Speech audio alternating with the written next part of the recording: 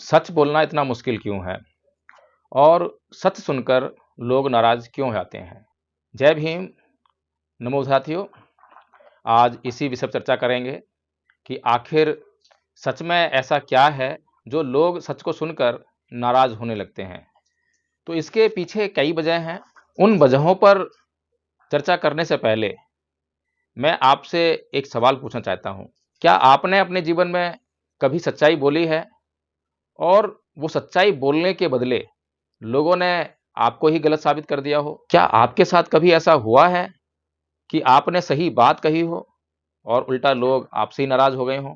अगर हाँ, आपने ऐसा किया है और ऐसा हुआ है, तो समझ लीजिए आप अकेले नहीं हैं। इस दुनिया में ऐसे बहुत से लोग हैं। एक छोटी-सी कहानी के ज़रिए इसको समझने की कोशिश करते हैं। एक लड़का था जो हमेशा सच बोलता था, सच कहता था। एक दिन उसने अपने ही लोगों से कहा कि जो हम लोग कर रहे हैं वह गलत है, उसे हमें बदलना चाहिए। लेकिन हुआ क्या? लोगों ने उसी को गलत साबित कर दिया। लोगों ने कहा, क्या तुम हमें सिखाओगे? तुम हमारे खिलाफ हो। और धीरे-धीरे वो लोग उससे दूर हो गए और वह अकेला पड़ गया। समस्या जो है सच्चाई नहीं है, समस्या है हमारा अहंकार।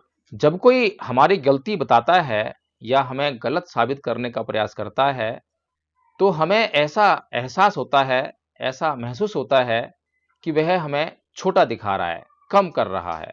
और ऐसा हम हरगिज़ नहीं चाहते कि कोई हमें छोटा दिखाए, कम करके आके। ये हमारा अहंकार है। और जब-जब इस अहंकार को चुनौती मिलती है, तब-तब जो है आप सच बोलने वालों के खिलाफ ही आवाज़ उठाएँगे, बेशक वो सच आपके लिए कितना भी महत्वपूर्ण क्यों ना हो। अब ज़रा सोचिए कि अगर किसी की कमाई, किसी का पद, किसी की प्रतिष्ठा, किसी का प्रभाव अगर गलत बातों पर ही टिका हो, तो सच्चाई बोलने के बाद उसका पद, उसका प्रभाव, उसकी प्रतिष्ठा, उसकी कमाई सब गायब हो सकती है। तो सोचिए कि वो आपके सच को क्यों मंजूर करेगा, क्यों स्वीकार करेगा? अगर उसने आपका सच स्वीकार कर लिया, तो क्या उसका सारा खेल खत्म नहीं हो जाएगा? और सच के साथ में एक सच्चाई और जुड़ी है, डर। क्योंकि हम डरते हैं कि कहीं सच बोलने से हमारे रिश्ते ना टूट जाएं, कहीं हम अकेले ना पड़ जाएं, कहीं हमें कोई आर्थिक नुकसान ना हो जाए, कोई हमारा पद ना चला जाए, कोई हमारा प्रभाव समाप्त ना हो जाए। इसलिए हम अक्सर अपने जीवन में सच बोलने के बजाय चुप रहना ही बेहतर समझते हैं। लेकिन कुछ लोग होते हैं जो इन सब बातों के बाद भी सच बोलना ही मंजूर करते हैं और हर एक डर के आगे निकलकर सच बोलकर समाज को बदल कर दिखाते हैं। क्योंकि वे जानते हैं कि आज लोग नाराज होंगे, लेकिन कल यही सच्चाई काम आएगी। सच्चाई तो यह है कि सच्चाई बोलना आसान नहीं है, लेकिन झूठ के साथ में जीना उससे भी कहीं ज्यादा मुश्किल है। अगर आप सच के साथ खड़े हो, तो बेशक आज आप अकेले खड़े हो, लेकिन आप सही हो, आप गलत नहीं हो। सच्चाई को जानना बड़ा मुश्किल होता है और जब कोई व्यक्ति सच्चाई को जान जाए, तो उसके भीतर एक विचार उत्पन्न होता है कि यह सच्चाई लोगों को बताई जाए। साथियों, कभी भी किसी भी व्यक्ति ने इस संसार में किसी भी बात की खोज की, किसी भी सच्चाई को जाना, तो उस व्यक्ति ने कभी भी उस सच्चाई को अपने तक सीमित नहीं रखा। बहुत बड़े उदाहरण हैं। अगर उन लोगों ने उस ज्ञान को, उस सच्चाई को अपने साथ में रख लिया होता, तो सोचिए कि आज हमारा जीवन कितना मुश्किल हो गया होता। भगवान बुद्ध ने जिस ज्ञान को खोजा, जिस सत्य को खोजा, यदि भगवान बुद्ध भी अपने ही साथ उस सत्य को छिपा कर रख लेते, संसार को नहीं बताते, तो क्या आज जो लोग बुद्ध के धम्म का आचरण करने के कारण जो कुछ भी सुख का लाभ उठा पाते हैं, क्या वो लाभ उठा पाते? तो साथियों, इसीलिए सच बोलने वालों का आपको समर्थन करना चाहिए। आपको चाहिए कि आप जो है सच बोलने वालों की जांच करें। सच बोलने वालों की एक पहचान बताता हूं कि सच बोलने वाले हमेशा अपने आप को जो है जांच के लिए प्रस्तुत करेंगे। वो कभी नहीं घबराएंगे, वो कभी नहीं छुपाएंगे कि आप जो है उनकी जांच ना करें, और आपको हर पल हर बार आपको ये कहेंगे कि आप जो है जांच करके ही उन पर विश्वास कीजिए, भरोसा लाइए। इन भिक्षुओं के बारे में कई वीडियो बनाए, बाकायदा नाम लेकर वीडियो बनाए, लेकिन समाज के कुछ लोगों ने इन वीडियोस को गलत तरीके से समझने का प्रयास किया। गलत तरीके से समझने के दो कारण हैं। एक तो अंधश्रद्धा है। ये अंधश्रद्धा सबसे खतरनाक चीज है। साथियों, हमने बागेश्वर धाम, धीरेन्द्र शास्त्री या फिर रामभद्राचार्य या हिंदू धर्म, इनका जो अंधविश्वास है, पाखंड है, इसके खिलाफ बहुत सारे वीडियो बनाए। और हमारा ही समाज, एससी, एसटी, ओबीसी समाज, जो इस अंधविश्वास और पाखंड की चपेट में बहुत बुरी तरह से लिप्त है, हमने उसको समझाने का लाख प्रयत्न किया, लेकिन क्या वो समझ पाया? वो क्यों नहीं समझ पाया? इसका कारण ये है कि ये हमारा समाज इन लोगों की अंधश्रद्धा में, अंधभक्ति में, इनके पाखंड में बहुत बुरी तरह से घिरा हुआ है। अब उन्हें ये विश्वास है कि ये ही सही हैं और हमारे ही खिलाफ खड़ा हो जाता है, हमें ही गलत बोलने लगता है। लेकिन क्या ऐसा ही कुछ बौद्ध भिक्षुओं के साथ भी चल रहा है? क्या हमने जब हिंदू धर्म को छोड़कर बौद्ध धर्म अपना लिया, तो क्या ये अंधविश्वास, अंधश्रद्धा, ये पाखंड हमारे साथ वहां से साथ-साथ चलाया? क्या हम इस अंधश्रद्धा, अंधविश्वास और पाखंड के शिकार नहीं हैं? साथियों, इन भिक्षुओं के बारे में वीडियोस बनाए तो उनमें अपनी जो बातें हैं साफ-साफ और स्पष्ट तरीके से बताने का प्रयास किया। एक-एक बात जो है विनय के अनुसार, धम्म के अनुसार, इनके व्यवहारिक आचरण के अनुसार को बताने का प्रयास किया। लेकिन क्योंकि लोगों की श्रद्धा है, और वो श्रद्धा जो है श्रद्धा नहीं अंधश्रद्धा है। पहली बात तो मैं इन लोगों को भिक्खु मानने से ही इनकार करता हूं। मुझे ये भिक्खु के रूप में स्वीकार्य नहीं है। लेकिन मैं फिर भी इन लोगों के मार्ग में अगर ये भिक्खु बनना चाहते हैं तो मैं कभी भी बाधा बनना नहीं चाहूंगा। लेकिन भिक्खु बनने के बजाय ये लोग गृहस्थ जीवन जिए, गृहस्थ जीवन के सारे जो सुख, ऐशो आराम, सब कुछ ये भोगें और लोगों को दिखाएं कि ये लोग भिक्खु हैं, इससे मुझे बहुत सख्त ऐतराज है। इसीलिए बुद्ध के धम्म को समझना बहुत जरूरी है। अगर हम बुद्ध के धम्म को नहीं समझेंगे तो हम कभी भी सत्य की जांच नहीं कर पाएंगे, और इस संसार में केवल बुद्ध ही हैं जिन्होंने सत्य को खोल कर रख दिया, सत्य को बताने का काम कर दिया। बुद्ध ने ही हमें यह बताने का काम किया कि अगर कोई अपने शरीर के ऊपर पीला वस्त्र लपेट ले, कोई पीली धोती पहनकर आ जाए, तो वह साधु संत नहीं हो जाता। उन्होंने साधु संत या एक भिक्खु की परिभाषा देते हुए सटीकता से कहा कि योचे वंत कस्सा वस सीलेसु सुषमायितो उपेतो दम सच्चेन सैवै कासा बम रहती, कि जो सीलों पर प्रतिष्ठित नहीं है, सत्य बोलने वाला नहीं है, संयम नहीं बरतता है, ऐसा व्यक्ति कासाय वस्त्र धारण करने का अधिकारी नहीं है। जब भिक्खुओं के लिए भगवान बुद्ध ने यह शर्त रख दी, तब इस बात का आचरण करने वाले भिक्खुओं ने समाज में भिक्खु संघ की प्रतिष्ठा कायम की, उसका गौरव कायम किया। और तभी जो ब्राह्मण लोग जो पीले वस्त्र पहनकर या फिर तरह तरह का आवरण ओढ़कर लोगों को मूर्ख बनाने का कार्य करते थे, गुरु बताने का कार्य करते थे, साधु संत होने का कार्य करते थे, वहां पर रोक लग पाई। लेकिन आज विडंबना कि भगवान बुद्ध के उसी महत्वपूर्ण सिद्धांत को, भगवान बुद्ध की उसी महत्वपूर्ण बातों को आज उन्हीं के बौद्ध भिक्षु सरेआम खुल्लम खुल्ला उसका उल्लंघन कर रहे हैं। लेकिन क्योंकि समाज को इसकी जानकारी नहीं है, इसीलिए समाज की नजर जो है इस तरफ नहीं जाती है। आपसे मेरा सवाल है कि क्या कोई बौद्ध भिक्षु किसी गृहस्थ के साथ में मिलकर कोई संगठन बना सकता है, संगठन चला सकता है? क्या ये धम्म के अनुकूल है? अभी क्योंकि भारत के जो लोग हैं, जो बाबा साहेब के कहने पर बौद्ध बने हैं, हिंदू धर्म को छोड़कर आए हैं, तो उनको जो है इन बातों में बहुत चुभन लगती है। लेकिन उनको इस बात को जानकर बड़ी हैरानी होगी कि जो मैं बातें आज आपके सामने रख रहा हूं, भिक्खु संघ ने उन बातों का जब आचरण करना बंद कर दिया तो भारत से बौद्ध धर्म गायब भी हुआ और अब उसकी पुनर्स्थापना में बहुत बड़ी बाधा बनकर सामने खड़ा हुआ है।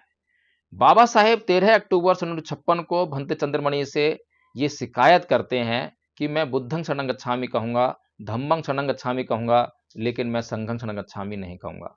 मैं इस भिक्षु संघ की शरण कैसे जा सकता हूँ, जो अपने पेट पालने में लगा हुआ है, अपने ऐशो आराम में लगा हुआ है, जो दिन-रात जो है बिहारों में पड़ा रहता है, खाना खाता है और सोता रहता है। इसको इसके अलावा कोई काम नहीं है। मैं मार्गदर्शन के लिए एक बात कह सकता हूँ कि क्या आपको लगता है कि एक बौद्ध भिक्षु का जीवन और एक गृहस्थ का जीवन एक जैसा होता है? क्या आपको नहीं लगता कि एक बौद्ध भिक्षु का जो जीवन होता है, उसकी जो जीवन शैली होती है, उसमें और एक गृहस्थ के जीवन शैली में बहुत ज़मीन आसमान का अंतर होता है? अगर आपको ये बात समझ में आती है, तो एक बौद्ध भिक्षु किसी गृहस्थ या किन्हीं गृहस्थों के साथ में मिलकर कोई संगठन कैसे चला सकता है? कोई बौद्ध भिक्षु किसी गृहस्थ या गृहस्थों के साथ में मिलकर, उपासक या उपासकों के साथ में मिलकर कोई आंदोलन कैसे चला सकता है?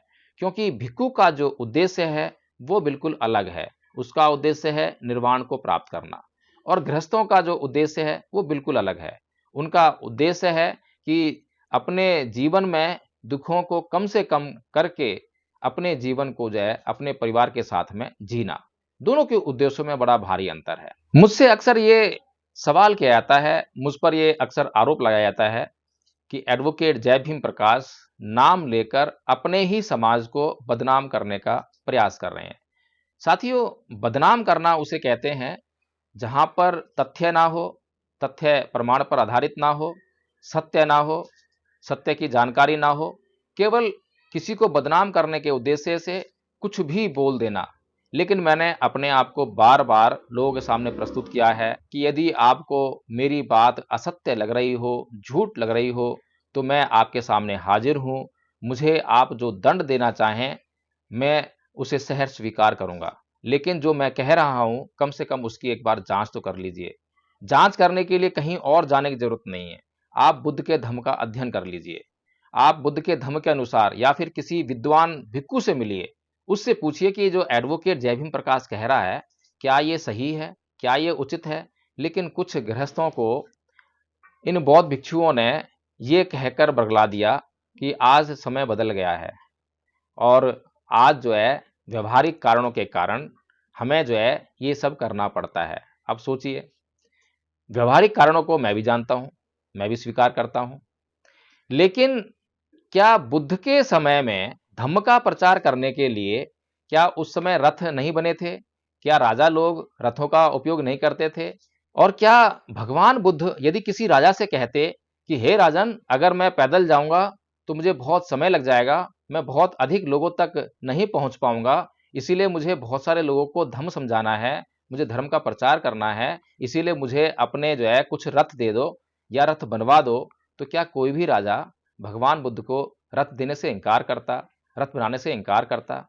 लेकिन साथियों, यही बात बहुत सूक्ष्म बात है, जो बहुत भारी अंतर पैदा कर देती है किसी बौद्ध भिक्षु में और किसी गृहस्थ में। क्यों नहीं भगवान बुद्ध ने राजाओं से ये कहा कि आप जो है मेरे लिए रथ भिजवाइए, रथ बनवाइए, मैं कम समय में अधिक यात्रा करके लोगों को समझाना चाहता हूं। सोचिए। खैर आदरणीय साथियों, मेरा कहने का मतलब ये है कि जब धम्म का विशुद्ध रूप से पालन किया जाता है, आचरण किया जाता है, व्यवहार में लाया जाता है, तब जो है धम्म समाज में अपना स्थान अपने आप लेने लगता है। उसमें ज़्यादा अधिक प्रयास नहीं करने पड़ते हैं। लेकिन आज जो है आपको बौद्ध भिक्षु ये आपको बहुत सारे कारण गिनाएंगे कि इसलिए हमें पैसे रखने पड़ते हैं, इसलिए हमें बैंक अकाउंट चाहिए, इसलिए हमें संपत्ति बनानी पड़ती है, इसलिए हमें संगठन बनाना पड़ता है, इसलिए हमें आंदोलन करना पड़ता है। लेकिन आप, क्योंकि आपके भीतर उस तथ्य की जांच करने की क्षमता होनी चाहिए, योग्यता होनी चाहिए और सबसे पहले जिज्ञासा होनी चाहिए। ये जिज्ञासा बहुत महत्वपूर्ण है। जिस व्यक्ति के भीतर प्रश्न उत्पन्न होना ही बंद हो गए हों, जिसके भीतर संदेह उत्पन्न होना ही बंद हो गए हैं, वो व्यक्ति मृत व्यक्ति के समान है। उसके जीवन का कोई लाभ नहीं है। वो जैसा इस दुनिया में आया है, वैसा ही इस संसार से चला जाएगा। लेकिन जो हर पल सोचता रहता है, विचारता रहता है, प्रश्न करता रहता है, संदेह करके जांच करने के लिए अपने आप को तैयार रखता है, तो वो व्यक्ति साधारण व्यक्ति नहीं हो सकता। मैंने कभी भी इन भिक्षुओं के बारे में जो और भी बातें हैं, बहुत सारी बातें मैं जानता हूं, लेकिन मैंने उन बातों की चर्चा नहीं की है। मैंने केवल बुद्ध के सिद्धांतों के साथ में इनके आचरण को बताते हुए मैंने ये कोशिश की है कि आप लोग जो हैं इनके साथ में अनुकूल व्यवहार करें। ये लोग जो हैं गृहस्थ हैं और केवल काषाय वस्त्र अपने ऊपर धारण कर लेने से जो है कोई भी व्यक्ति बौद्ध भिक्षु नहीं बन सकता है। लेकिन जब कोई व्यक्ति काषाय वस्त्र पहन लेता है तो हमारे सामने जब कोई व्यक्ति ऐसे आता है तो हमारे भीतर जो है, क्योंकि हम श्रद्धालु लोग हैं, बुद्ध के धम्म में हमारी श्रद्धा है और ये बुद्ध के प्रतिनिधि कहलाते हैं ऐसा वस्त्र पहनने वाले, तो श्रद्धा आई आती है। फिर उनको नमन करना, उनका आदर सत्कार करना, ये शुरू हो जाता है। और साथियों, हद तो तब हो गई जब एक गृहस्थ ने अपने आप को गृहस्थ बताते हुए केवल ऊपर कोई कमीज टाइप काषाय वस्त्र, काषाय रंग का कपड़ा पहन लिया और लोगों को ये एहसास होने लगा कि ये बौद्ध भिक्षु है और उसको बौद्ध भिक्षु कहकर संबोधित करने लगे, उसके पैर छूने। लेकिन उस व्यक्ति ने कभी ये नहीं कहा किसी को कि मैं बौद्ध भिक्षु नहीं हूं, क्योंकि उसको भी मालूम पड़ गया कि ये मुझे बौद्ध भिक्षु समझ रहे हैं, तभी मेरा मान सम्मान कर रहे हैं, तभी मुझे ये आंदोलन करने के लिए धन दे रहे हैं, तो मैं क्यों उनको सच बताकर जो है अपने ही पैरों पे कुल्हाड़ी मारूं। तो साथियों, ये जो चारों लोग जो हैं, ये चारों लोगों के बारे में मैं क्यों बात कर रहा हूं, क्योंकि भारत में तो और भी बहुत सारे भिक्षु हैं। 99% बौद्ध भिक्षु जो हैं वो इसी प्रकार का कार्य कर रहे हैं, धम्म के प्रतिकूल कार्य कर रहे हैं, बल्कि समाज को गुमराह करने का कार्य कर रहे हैं। मैं उनके बारे में कोई बात क्यों नहीं कहता हूं, इसका कारण ये है क्योंकि ये चारों लोग लोगों को बहुत बड़े पैमाने पर नुकसान पहुंचा रहे हैं। नुकसान कैसे पहुंचा रहे हैं? प्रचार तो हुआ, किससे प्रचार हुआ? लोगों को पता लगा कि हाँ, महाबोधि महाविहार आंदोलन भी कुछ होता है, बुद्ध भी कुछ हैं, लेकिन ये नुकसान इस तरीके से पहुंचा रहे हैं कि जिस धन को बाबा साहेब डॉक्टर भीमराव अंबेडकर का सपना पूरा करने में लगाया जाना चाहिए था, वो धन जो है आप देखिए कि कहां लगा, किस बात में लगा।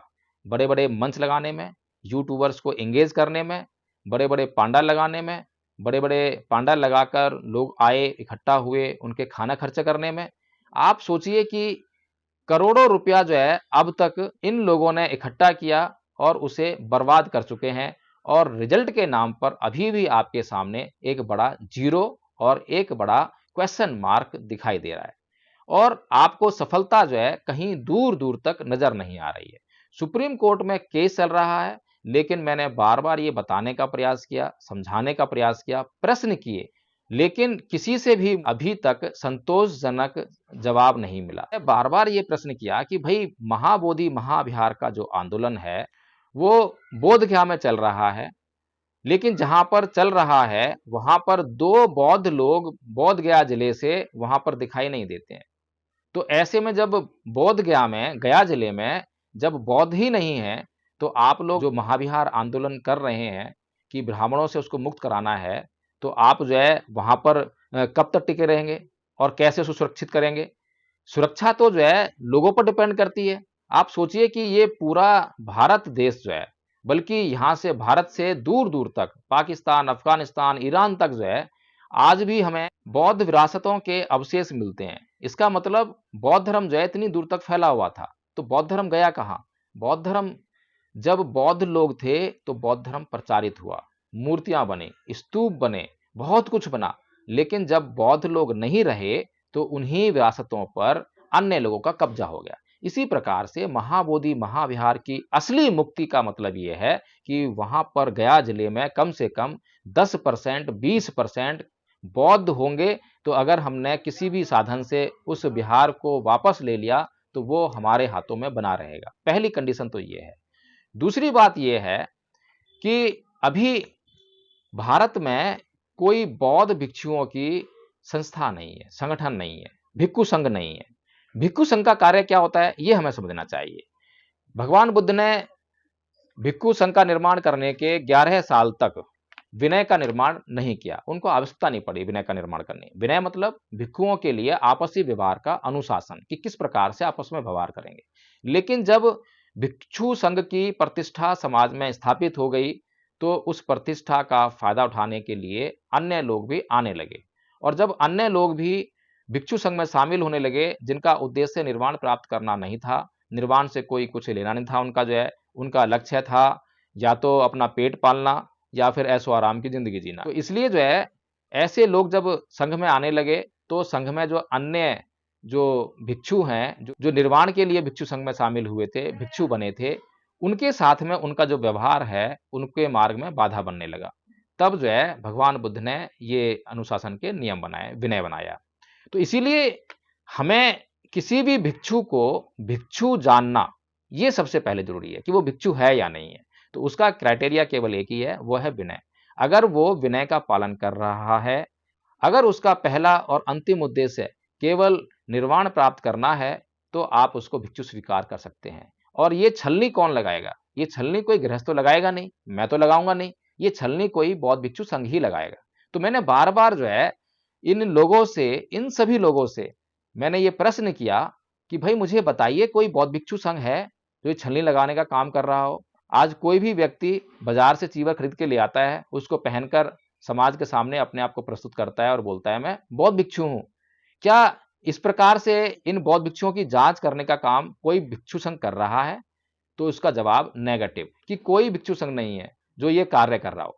फिर मेरा अगला सवाल हुआ कि भाई ये बताइए, अगर कोई भिक्षु संघ ये कार्य नहीं कर रहा है, तो क्या हमने, अगर मान लीजिए या सरकार ने ये निर्णय ले लिया कि भाई हम जो है ये बौद्ध विहार जो है अब बौद्धों को ही दे रहे हैं और बीटी एक्ट को रद्द कर रहे हैं, और बीटी एक्ट जो अभी चिल्ला चिल्ला के कह रहा है कि हिंदू बौद्ध नहीं है और बौद्ध हिंदू नहीं है, तो उसको भी हम समाप्त कर रहे हैं क्योंकि हम बौद्धों को दे देंगे।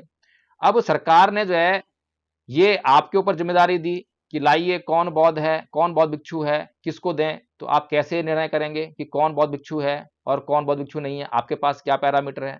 गृहस्थों के पास तो कोई रूल है ही नहीं, क्योंकि गृहस्थों के लिए तो भगवान बुद्ध ने कभी कोई विनय बनाया ही नहीं। किस गृहस्थ को कहें कि वो बौद्ध है या वो अबौद्ध है? फिर किस बौद्ध भिक्षु को कहें कि वो असली है, वो नकली है? तो इसीलिए इन सवालों का जब तक जवाब नहीं मिलता है, या फिर हम जब तक इनकी व्यवस्था नहीं करते हैं, तो कोई भी आंदोलन जो है अपने आप में समाज से बेईमानी है, सबसे सरासर बेईमानी है। इस बात के लिए कोई भी भिक्षु सामने आने के लिए तैयार नहीं है, लेकिन कुछ ना कुछ जो है ऐसी बातें जरूर करेंगे, टेक्निकल बातें, जिससे कि वो आपको गुमराह कर सकें। मुझे जानकर बड़ी हैरानी हुई कि जो लोग बहुत बड़े-बड़े भिक्षु के रूप में जाने जाते हैं, उनके भीतर एक सामान्य व्यक्ति का आचरण भी नहीं है। गुस्सा करना, क्रोध करना पहला उनका स्वभाव है। जो व्यक्ति उपासकों पर क्रोध करता हो, गुस्सा करता हो, क्या उसे आप बौद्ध भिक्षु कहेंगे? जिसके भीतर किसी भी प्रकार का संयम ना हो, क्या उसे आप बौद्ध भिक्षु कहेंगे? तो आदरणीय साथियों, ये हमारे देश का सवाल है, ये हमारे देश के गौरव का सवाल है, और इस देश का गौरव पूरी दुनिया में बौद्ध धर्म से स्थापित होता है। ये भारत के बौद्धों के ऊपर बहुत बड़ी जिम्मेदारी है कि वो भारत में बौद्ध धर्म का गौरव स्थापित करें और पूरी दुनिया को बौद्ध धर्म फिर से विशुद्ध रूप में दें, क्योंकि परम पूज्य बाबा साहेब डॉक्टर भीमराव अम्बेडकर ने इस बात को महसूस किया कि पूरी दुनिया में जो अभी बौद्ध परंपराएं हैं, बौद्ध रीति रिवाज हैं, वो काफी विकृत हो गई हैं।